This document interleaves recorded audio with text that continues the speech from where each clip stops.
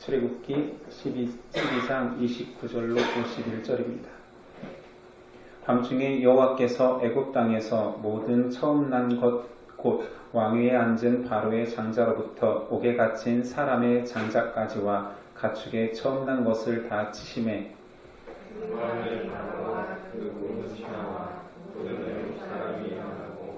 애굽에 큰 부르짖음이 있었으니 이는 그 나라에 죽임을 당하지 아니한 집이 하나도 없었음이었더라. 밤에 바로가 모세와 아론을 불러서 이르되 너희와 이스라엘 자손은 일어나 내 백성 가운데에서 떠나 너희의 말대로 가서 여호와를 섬기며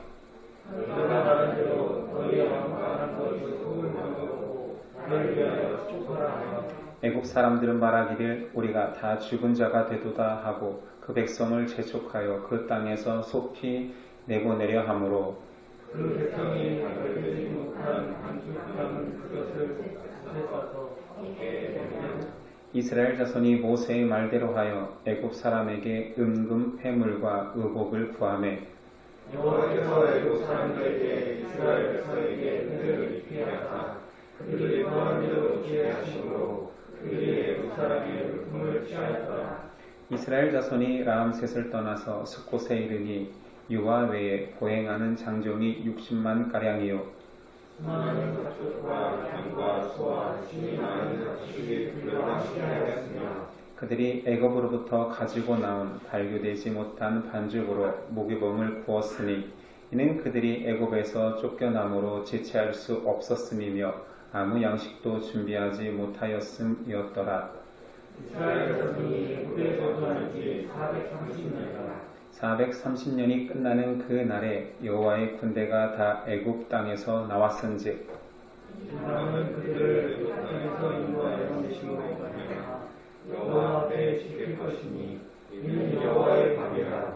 이스라엘 자손이 다 대대로 지킬 것이니라. 여호와께서 모세와 아론에게 이르시되 유월절 규례는 이러하니라.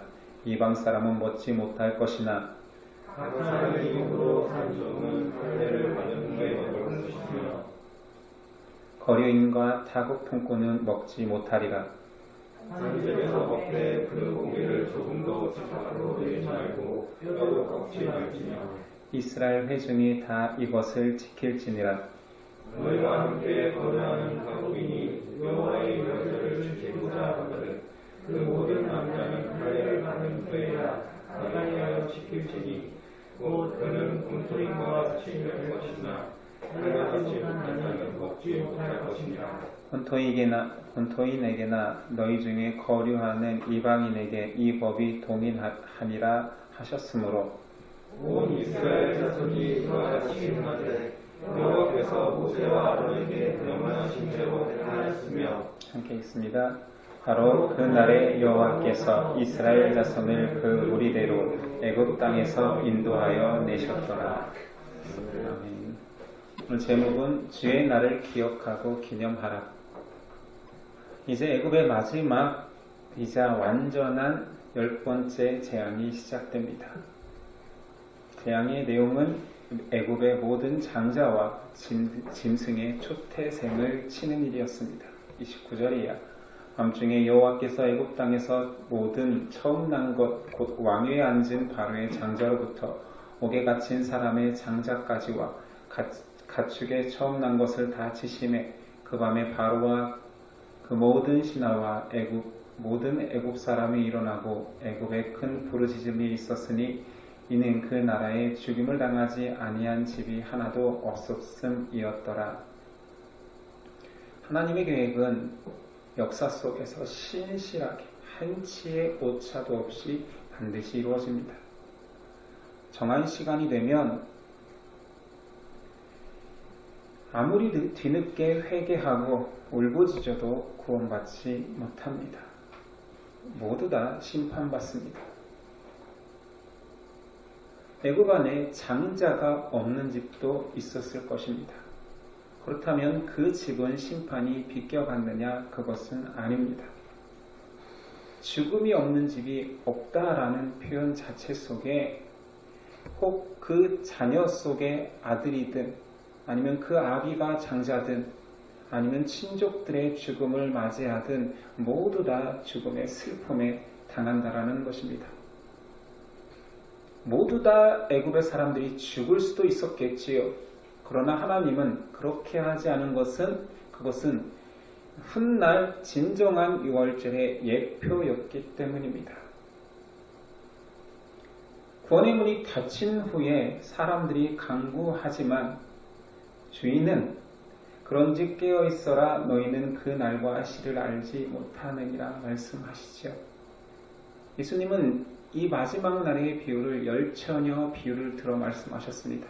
5처녀는 신랑을 맞이하기 위한 기름을 미리 준비하고 기다렸고 나머지 5처녀는 잠을 자고 쉬다가 나중에 그때가 되면 준비할 거라 여겼지만 정작 신랑이 왔을 때에는 허둥지둥 기름을 찾으러 갔다가 혼인잔치에 들어가지 못했습니다.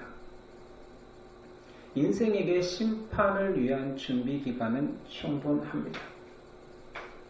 그러나 많은 사람들이 이 심판의 때와 심판이라는 내용에 대해서 우선시하지 않습니다.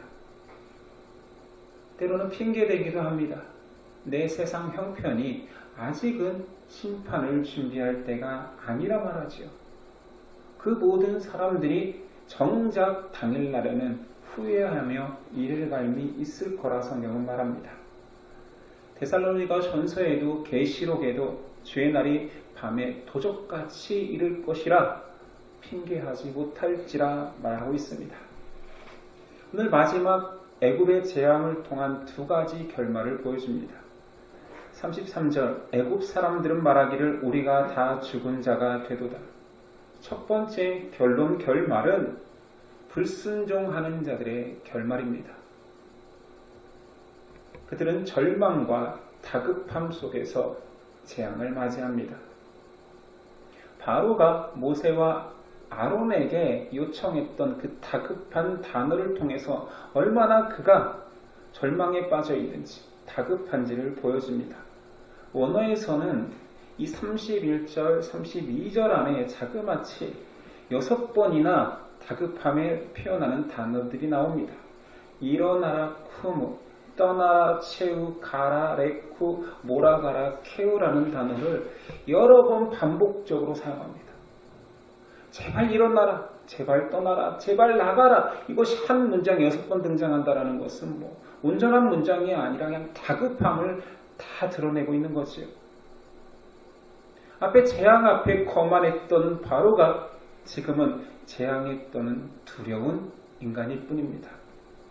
바로도 자기 장자를 잃은 불쌍한 아버지인 동시에 무능하고 나약하여 심판받아 떠는 개인일 뿐입니다. 하나님을 대적하고 하나님의 말씀에 불순종하는 인간의 결론은 심판일 뿐입니다. 욥기 20장 5절 악인이 이긴다는 자랑도 잠시요 경건하지 못한 자의 즐거움도 잠깐이니라. 바로는 이제 왕의 체면도 불사하고 간청하기 시작합니다. 제발 좀 떠나다오. 하나님이 약속하신 것처럼 이스라엘 백성은 바로에게 절대자와 같은 두려운 존재가 됩니다. 재앙 앞에 2번째 결론은 순종하는 자의 결론입니다. 하나님의 약속이 성취되지요. 32절 너희가 말한 대로 너희 양과 너희 소도 몰고 가고 나를 위하여 축복하라라는 이 바로의 메시지를 통하여서 이스라엘의 상태를 알 수 있습니다. 원수의 입을 통하여서 하나님이 하시고자 하는 일을 고백해야 합니다. 이제 제발 나가라. 떠나라. 인간이 보기에 불가능한 상황, 터무니없는 상황일지라도 하나님이 명령했기에 모든 세계는 순종할 수밖에 없습니다. 하물며 하나님이 약속하셨기에 이루어집니다. 그리고 하나님은 빈손으로 쫓겨나듯 가지 아니하고 다 가지고 떠나리라는 약속을 성취하십니다. 이 약속은 모세 당시의 이스라엘 백성에게만 하는 것이 아니라 마치 430년 전 아브라함에게 한 약속입니다. 430년 후에 4대가 지나면 너희가 포로되었던 그 땅에서 해방되리라 했습니다. 장정만 60만 명이라는 중다한 숫자가 출애굽에 동참합니다. 바로의 협박과 타협 안에 이스라엘 백성들이 흔들리지 않았던 것은 하나님의 말씀을 붙잡았기 때문입니다.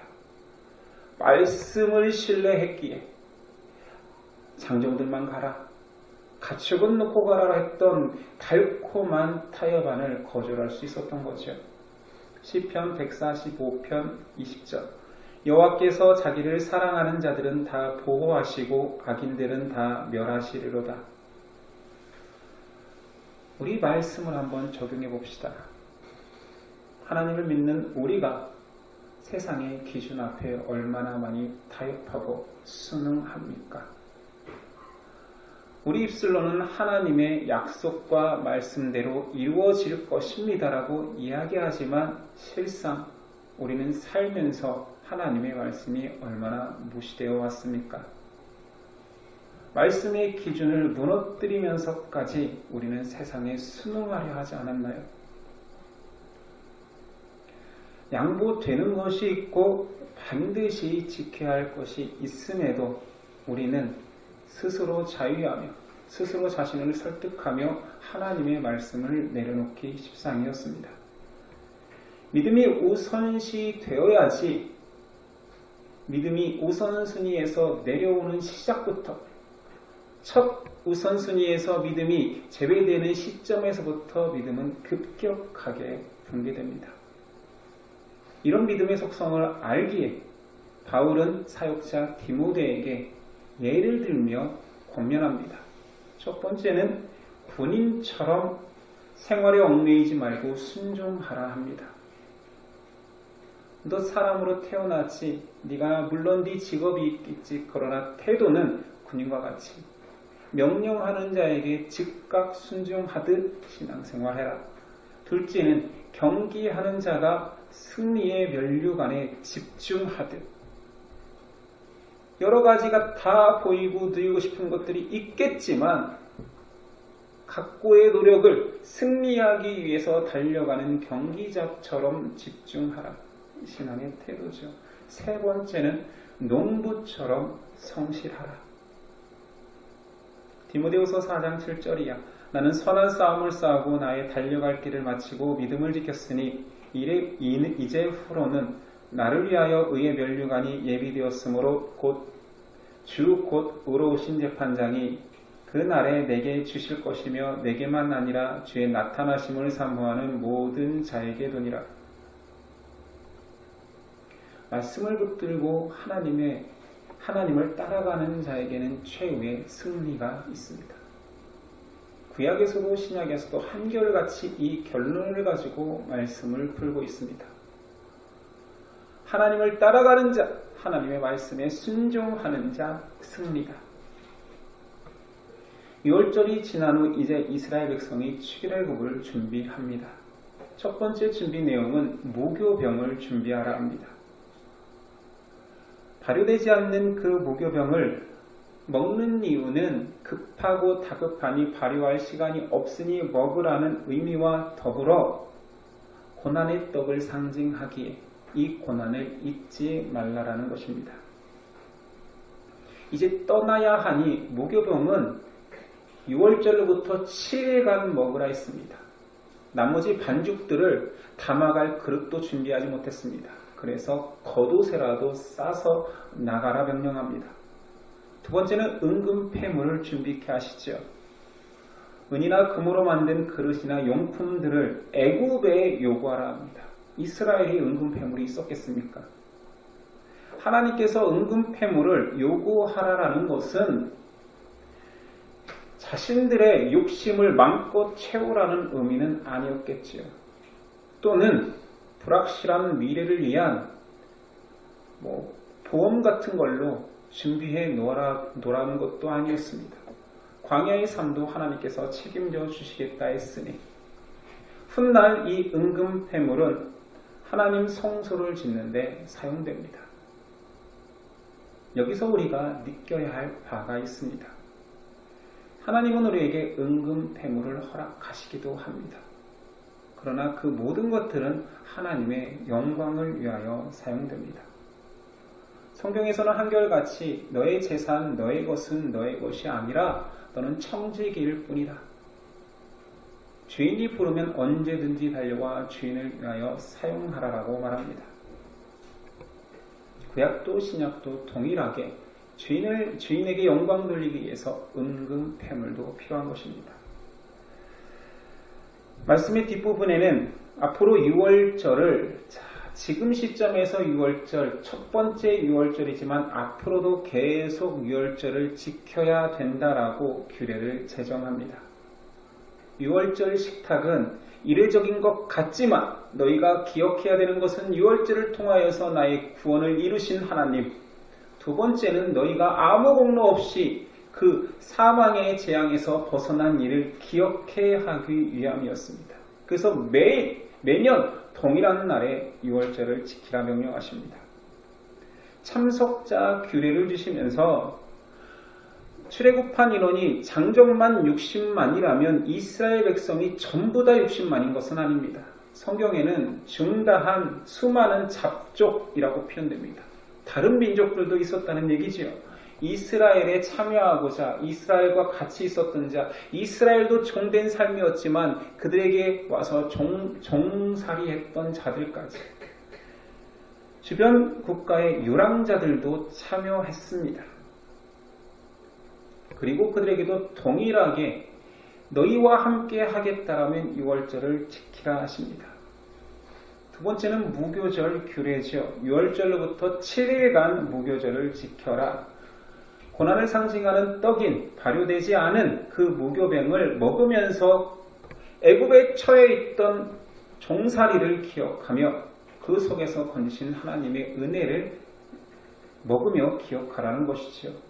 신약에 와서 무교병은 6월절 어린 양의 피로 이상하신 그리스도를 기억하고 고난에 동참하는 것을 의미합니다. 세 번째 규례를 주셨으니 초태생 규례라고 하는 첫 열매는 내 것이다라는 하나님의 명령입니다. 사랑과 짐승을 막론하고 처음 것은 다 내 것이다. 6월절 때 처음 것이 다 죽임당했으나 어린 양의 보혈에 피를 발라 구원받은 것은 구원받은 것뿐만 아니라 그 생명은 내가 내 걸로 취하겠다. 내 소유다 하나님이 선언해버립니다. 하나님은 죄 가운데 빠진 세상의 장자들을 치시고 그 안에서 살려낸 선민의 장자들을 취하십니다. 장자 선별의 의미는 계속 이스라엘 역사에서 그 영적 의미가 반복됩니다. 첫 번째 애굽에서 너희 장자들을 살렸지 그들은 내 거. 네 자녀지만 장자는 내 거. 그 다음에 애굽을 나와 이스라엘이 광야 생활하며 약속의 땅에 들어갔을 때 레위인은 내 거. 선별하여서 제사를 드리며 하나님을 높이는 데 사용하겠다.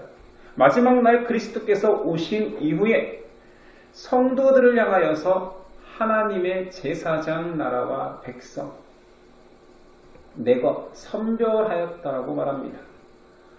성도라는 것은 하나님의 장자를 말합니다. 세상의 첫 열매죠. 내 것을 통하여서 내 나라를 확장시키겠다. 6월절 규례는 그렇게 하나님이 하신 일을 기억하게 하고 정기적으로 기념케 하실 뿐만 아니라 매년 지키면서 하나님의 은혜와 너희가 구원받는 유일한 길은 하나님의 말씀을 따라가라는 것을 전하게 하십니다. 나머지 추가 규례도 있습니다. 무할례자는 6월절 식탁에 참여할 수 없다 하죠. 이스라엘 백성은 다 할례자들입니다.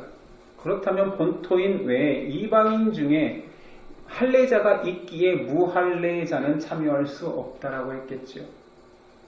이스라엘의 평생 종으로 따라가겠다라고 선언한 자들, 이방인이지만 할례받고 너희와 함께 하겠다라는 자들은 모두 동일하게 6월절 규례를 지켜야 합니다. 하나님은 사람을 혈육이나 또는 신분, 외모로 취하지 아니하시고 그 중심을 보시지요.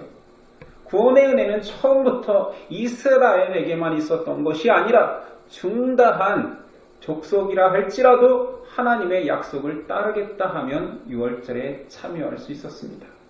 단 잠시 머무는 거류인 이스라엘의 영원한 종이 아닌 품꾼으로 살면서 할례받지 않은 자들은 참여할 수 없습니다. 그들은 머물 이유가 사라지면 언제든지 공동체를 떠날 수 있습니다.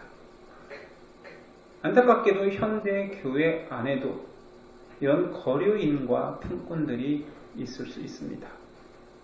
기독교 신앙을 믿음이라는 하나님의 선물을 받기 위하여서 하나님의 말씀에 순종하기 위해서 신앙생활하는 것이 아니라 많은 종교에 있는 것처럼 마음의 위로받기 위하여서 또는 사람의 커뮤니티로 여기에 참여하는 자들은 6월절 식탁의 대상이 아닙니다. 기타 교회 속의 6월절 고기는 집안에서만 먹고 뼈를 꺾지 말라 합니다. 집 안으로 공간을 한정한 이유는 아시겠지만 그 공간에는 입구부터 그리스도의 보혈이 발라진 곳입니다. 별거 아닌 일이지만 그들은 제물을 준비했고 사흘 후에 그 제물을 피를 받아 문설주 임방에 발랐습니다.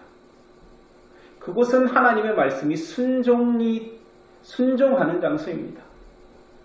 현대적으로는 교회겠지요. 어린 양의 피가 발라지고 말씀에 순종하는 장소. 교회는 예수 그리스도의 몸이라 표현되며 우리가 그 지체가 됩니다. 유월절 제물에 사용된 그 어린 양의 뼈는 꺾지 말라 합니다. 두 가지 의미가 있겠죠. 1500년 후에 실체이신 예수 그리스도께서 십자가에 못 박히신 후에 십자가 마지막에 죽었는지 살았는지 확인하기 위해서 군병들이 다리를 꺾습니다.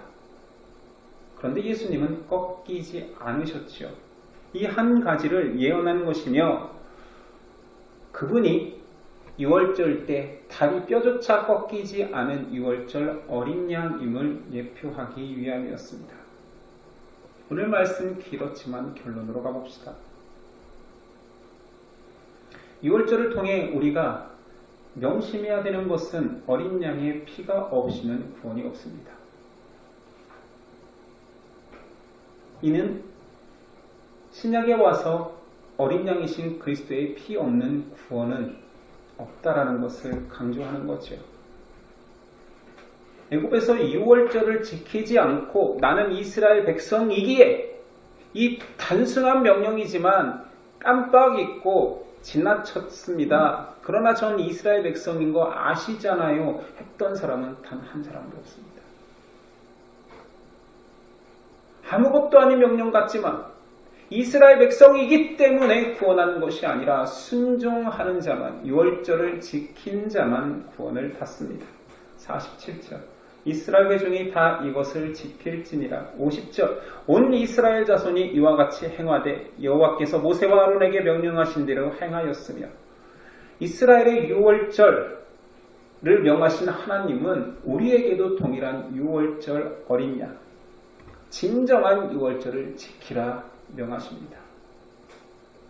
하나님 저를 아시잖아요.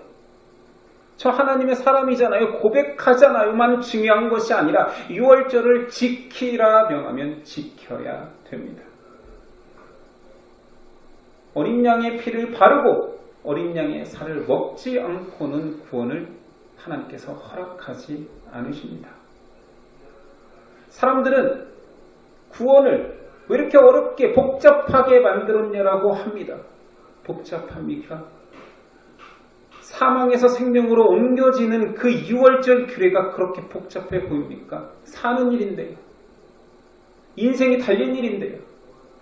하나님은 민족과 혈통, 신분에 상관없이 누구나 내 약속을 믿고 내가 하라는 대로만 하면 유월절 식탁에 참여케 하고 구원하시고 영원한 하나님의 백성으로 삼으십니다.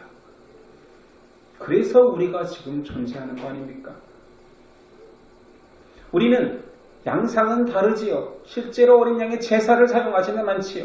그러네 마음의 할례를 받았기에 그 어린 양 보혈의 식탁에 참여하여 하나님의 구원 계획에 참여하는 것 아닙니까?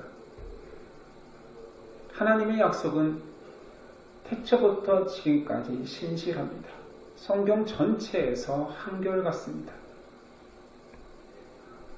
이 얼마나 놀랍고 감사하며 하나님의 신실하심이 드러납니까? 자, 우리는 이 은혜를 기억하며 전해야 될 책임이 있습니다. 여러분은 6월절 어린 양의 은혜를 기억하며 삽니까? 하나님께서는 이스라엘에게 6월절을 허락하시면서 제발 잊지 마라. 1년에 한 번이라도 너를 구원한, 너를 해방시킨 나를 기억하라 했는데 안타깝게도 6월절은 잊혀지기 시작합니다.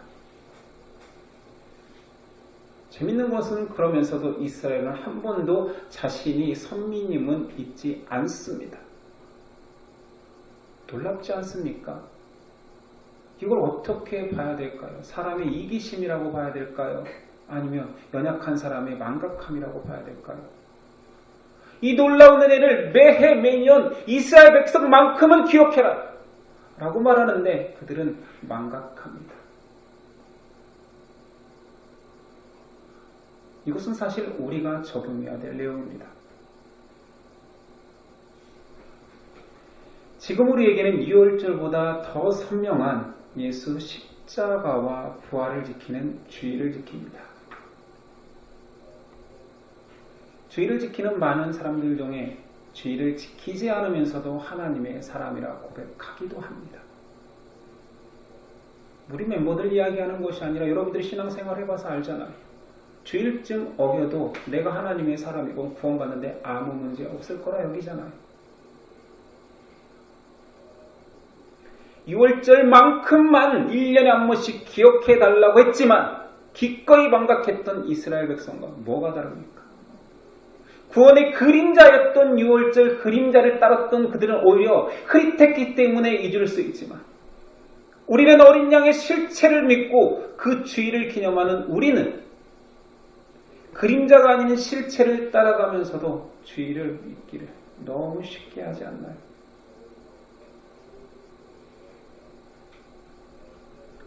하나님의 백성된 우리는 6월절을 지키라는 생명의 말씀에 순종해야 됩니다. 단순히 이거는 주의를 예배 드린다 아닌다의 문제가 아니라 하나님이 지켜라 하면 지키면 됩니다. 많은 사람들이 착각하는 것은 주의를 목숨 걸고 지킨다라는 표현을 씁니다.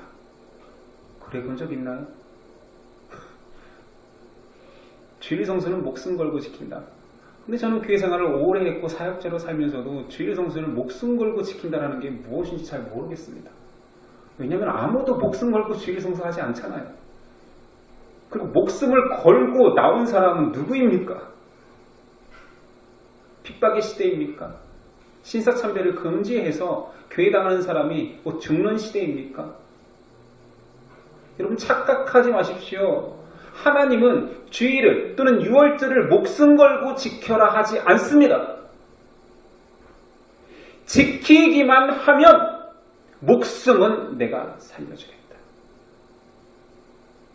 전혀 다르잖아. 아무것도 아닌 것 같지만 그 말씀에 순종하기만 하면 네 생명은 내가 책임진다. 주일을 목숨 걸고 지킨다고요? 아니요, 그건 틀렸습니다. 그런 사람은 없습니다. 주일을 지키는 그 믿음 때문에 하나님은 그의 목숨을 살려주는 것입니다.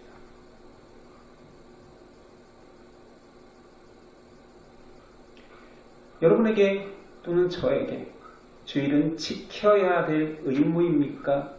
구원의 감격입니까? 이스라엘 백성에게는 6월절이라는 그 현장에서는 감격했을지 모르지만 그 다음 해부터 수십 년 동안 그들에게는 그냥 의무였을 뿐입니다. 감격하라, 기억하라, 그리고 전하라 했던 것입니다.